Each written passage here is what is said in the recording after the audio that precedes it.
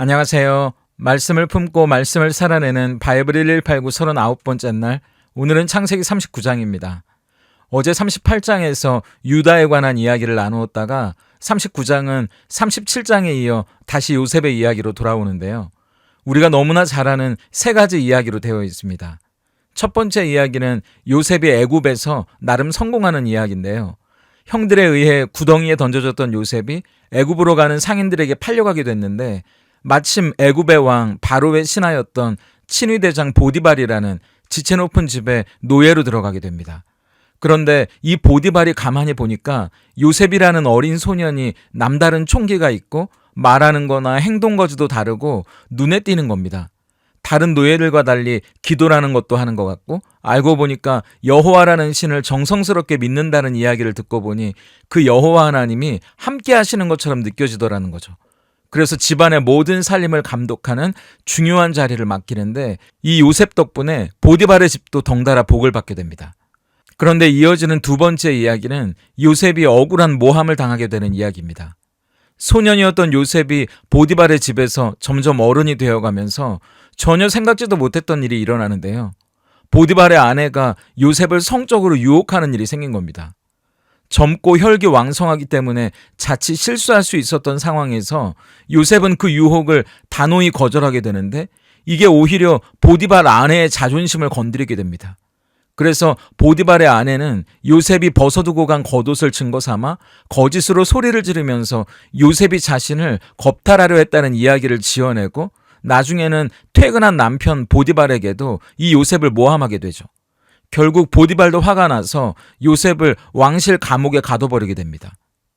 마지막 세 번째 이야기는 그럼에도 불구하고 요셉의 삶은 달라지지 않았다는 이야기인데요. 요셉은 장소만 보디발의 집에서 감옥으로 바뀌었을 뿐 삶의 자세나 태도가 달라지지 않습니다. 여전히 성실하고 여전히 하나님과 동행하며 살아가요. 그래서 보디발의 집에서 그랬던 것처럼 감옥 안에서도 간수장의 눈에 띄어 죄수들을 관리하고 그 안에서 일어나는 모든 살림을 책임지고 챙기는 중요한 일을 맡게 됐다는 이야기로 이 39장이 마무리됩니다.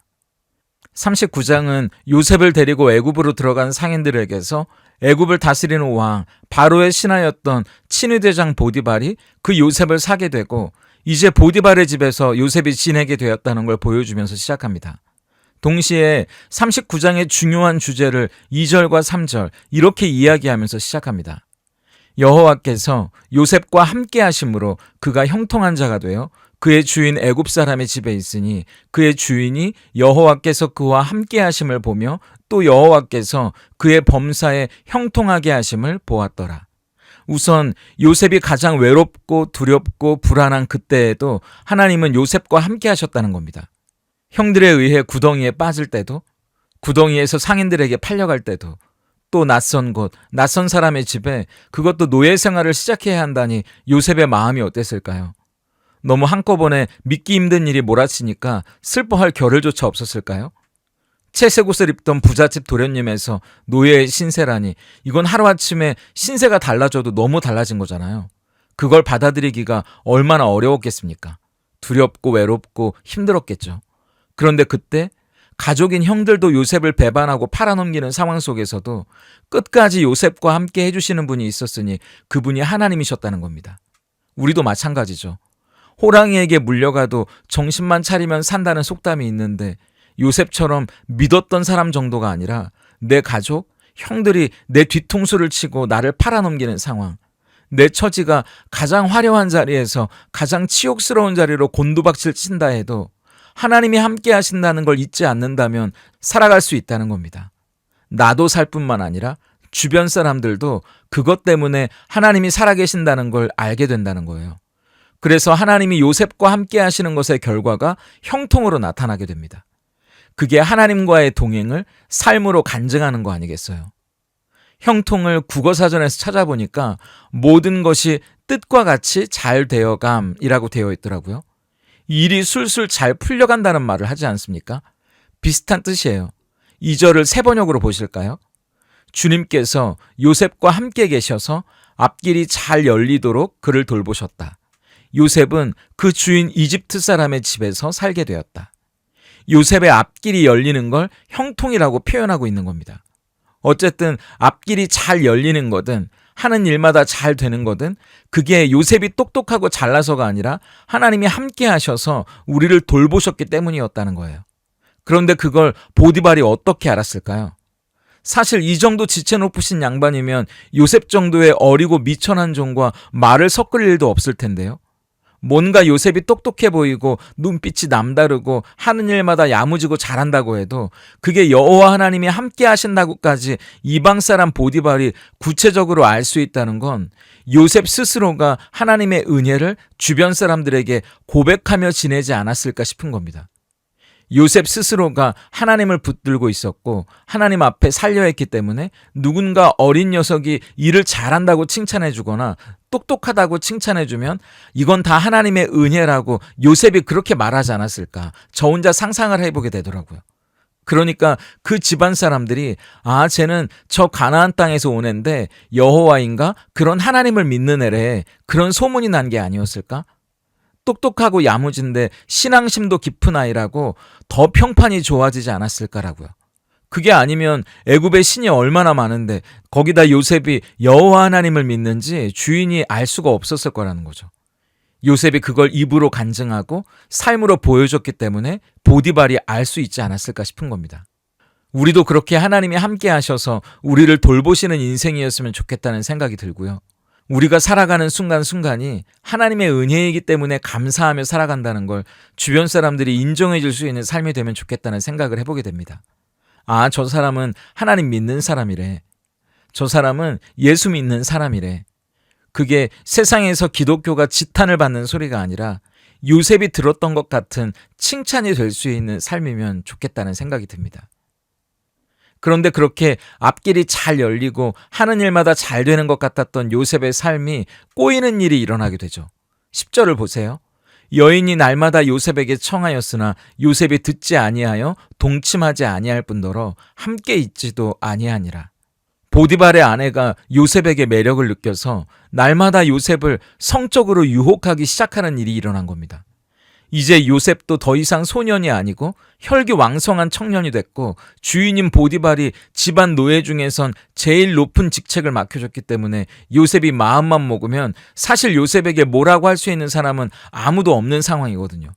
그러니까 어떻게 보면 눈 딱 감고 요셉이 오케이 하면 더 큰 성공의 길이 열릴지도 모르는 유혹이거든요. 보디발의 아내가 집을 지어줄 수도 있고요. 남편에게 이야기를 잘해서 노예 생활을 면하게 해줄 수도 있고요. 월급을 더 올려받을 수도 있는 거잖아요. 그런데 요셉은 구절과 같이 단호하게 거절합니다.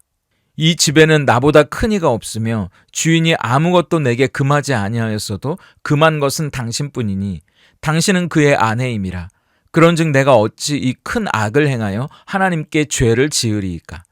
두 가지 때문에 그럴 수 없다는 겁니다. 하나는 나와 당신이 누구인지 잊었나는 거예요. 당신은 주인의 아내, 나는 주인이 신임하는 종인데 어떻게 신의를 저버릴 수 있겠냐는 거죠. 그리고 또 하나는 아무도 보는 사람이 없어도 하나님이 보고 계신다는 겁니다. 그러니까 하나님 앞에서 하나님이 기뻐하시지 않는 죄를 지을 수 없다는 거죠. 우리는 여기서 형통이 전부가 아니어야 진짜 형통해진다는 걸 알게 됩니다. 물론 여기서 앞의 형통은 세상의 성공을 말하는 거고요. 뒤의 형통은 하나님이 함께 하셔서 그 결과로 잘 되는 삶을 말하는 겁니다. 요셉은 그걸 헷갈리지 않았다는 거예요. 그런데 우리는 종종 그걸 헷갈릴 때가 있습니다. 세상적으로 일이 술술 잘 풀려가고 돈도 많이 벌고 좋은 집에 살고 아무런 사건 사고 없이 무탈하게 적당히 평안하게 살아가는 것, 자녀가 좋은 학교에 들어가고 자랑할 만한 일이 생기는 거, 그게 형통의 전부라고 생각하기 쉽다는 거죠. 물론 그게 형통이 아니라는 말이 아니라 우리는 그걸 형통의 전부라고 생각한다는 겁니다. 그건 잘못된 거죠. 만약 요셉이 세상적으로 성공하는 게 형통의 전부라고 생각했다면 보디발의 아내가 유혹했을 때 그게 말씀드린 대로 또 다른 성공의 동아줄이라고 생각할 수도 있지 않았겠어요? 그런데 세상적인 성공이 요셉이 추구하는 인생의 전부가 아니었기 때문에 그걸 단호하게 거절할 수 있었다는 겁니다. 그럼 요셉이 추구했던 게 뭡니까? 하루를 살아도 하나님과 함께 사는 거예요. 하나님과 동행하는 겁니다. 그게 청소부가 됐든 노예가 됐든 왕으로 사는 거였든 내가 어디서 사느냐, 무엇으로 사느냐가 중요한 게 아니라 하나님 앞에서 하나님과 함께 사는 것이 요셉에게는 중요했다는 겁니다. 요셉이 하나님을 추구하는 사람이 아니었으면 보디발의 아내가 요셉을 모함해서 결국 요셉이 졸지에 감옥에 갇히는 신세가 됐을 때 요셉이 어떻게 했을까요? 내가 지금까지 보디발의 집에서 그렇게 고생하면서 애쓴 결과가 이것밖에 안 되느냐고 복수심에 불타지 않았을까요? 내가 하나님께 죄를 짓지 않으려고 거절한 결과가 고작 감옥행이냐고 하나님을 향해 원망하는 마음을 갖지 않았을까요? 아니면 내가 형들에게 팔려서 애굽의 노예 신세가 된 것도 모자라서 결국에는 감옥까지 갇히게 됐다면서 나는 뭘 해도 안 될 운명이라고 자기 연민, 우울증의 수렁에 빠져서 허우적대지 않았을까요? 그런데 감옥에 갇힌 요셉을 보세요. 20절과 21절입니다. 이에 요셉의 주인이 그를 잡아 옥에 가두니 그 옥은 왕의 죄수를 가두는 곳이었더라. 요셉이 옥에 갇혔으나 여호와께서 요셉과 함께 하시고 그에게 인자를 더하사 간수장에게 은혜를 받게 하시매. 보디발의 집에 있을 때와 똑같습니다. 하나님이 요셉과 함께 하셨다는 거예요. 그리고 보디발이 요셉을 보면서 뭔가 다르게 느끼고 하나님이 함께 하신다는 걸 알았던 것처럼 감옥에서도 간수장이 똑같이 느꼈다는 겁니다. 요셉은 장소만 바뀌었을 뿐 똑같이 살아가고 있어요. 달라지는 게 없습니다. 매일 기도하고요. 정해진 시간에 말씀 보고요. 사람들을 웃으며 대하고요. 늘 감사하며 살아갑니다. 오히려 자기보다 힘든 사람을 위로하고요. 격려하고 그들을 기도해 주는 거예요. 그리고 하나님이 함께 하시니까 힘내라고 말해 주는 거죠. 그래서 감옥에 있는 사람들이 다 아는 겁니다. 요셉이 여호와 하나님을 믿는다는 걸요. 그리고 요셉은 달라도 뭔가 다른 사람이라는 걸요. 말로만 떠버리기 좋아하는 사람이 아니라 진짜 그렇게 믿음으로 살아가는 사람이라는 걸 감옥에 있는 사람들이 다 알았다는 겁니다. 그래서 22절, 23절을 보세요. 간수장이 옥중 죄수를 다 요셉의 손에 맡김으로 그 재반 사물을 요셉이 처리하고 간수장은 그의 손에 맡긴 것을 무엇이든지 살펴보지 아니하였으니 이는 여호와께서 요셉과 함께 하심이라. 여호와께서 그를 범사에 형통하게 하셨더라. 하나님이 요셉을 다시 형통의 길로 이끄셨다는 겁니다. 형통하게 사는 걸 추구하는 게 아니라 하나님 그분을 추구했더니 하나님이 진짜 형통의 길로 이끄셨어요. 그렇기 때문에 우리도 오늘 무엇을 추구하며 살아가야 할지가 명확해지는 거 아니겠습니까? 하나님을 추구하며 살아가면 하나님은 우리를 형통으로 이끄시기 때문이에요. 그런데 이 형통이라는 히브리어에는요, 잘 된다는 뜻 이외에도 앞으로 나아간다는 뜻도 있어요. 그러니까 잘 되고 성공하는 것만이 아니라 어떤 장애물이 우리 인생을 가로막는다고 해도 우리는 앞으로 나아갈 수 있게 해주신다는 말이에요. 구덩이에 빠져도요, 노예로 팔려가도요, 억울한 일을 당해도요, 감옥에 갇혀도 우리가 신세한탄하거나 자기 연민에 빠져서 그 자리에 주저앉지 않게 해주시고요. 원망하고 불평하면서 되돌아가지 않게 해주시는 거예요. 그래도 우리가 앞으로 나아가게 해주시는 게 형통하게 이끌어 주신다는 겁니다. 내 뜻대로 잘 되는 길로 이끌어 주시는 게 아니고 하나님의 뜻 앞으로, 그분이 기뻐하시는 길 앞으로 나아가게 하신다는 거죠. 그게 요셉을 만들어 가시는 길이에요. 그러니까 우리도 세상에서 우리가 얻고 가지고 누리고 취할 수 있는 것만 생각하면서 형통을 추구하는 게 아니고요. 하나님을 추구하면 하나님이 우리를 앞으로 나아가게 해주신다는 겁니다. 우리가 하나님을 추구하면 하나님이 우리를 그분의 뜻 앞으로 나아가게 해주실 거예요. 지금은 그게 어디를 향해 가는 건지 모르겠죠. 그렇지만 나중엔 그게 우리를 만들어 가시는 길이라는 걸 알게 될 겁니다. 그리고 감사할 날도 올 거예요. 그리고 고백하겠죠. 하나님이 우리를 형통하게 하셨다고요. 그렇게 우리를 만들어 오셨다고요. 그렇게 고백할 날이 반드시 올 거라고 확신하고 세상의 성공이 아니라 하나님을 추구하며 걸어가는 저와 여러분, 우리의 오늘이 되길 소망합니다. 오늘 바이블 1189 적용입니다. 첫째, 나는 하나님과의 동행을 삶으로 간증하고 있습니까? 세상 속에서 나도 모르는 원망과 불평의 버릇을 하고 있지는 않은지 한번 생각해 보세요.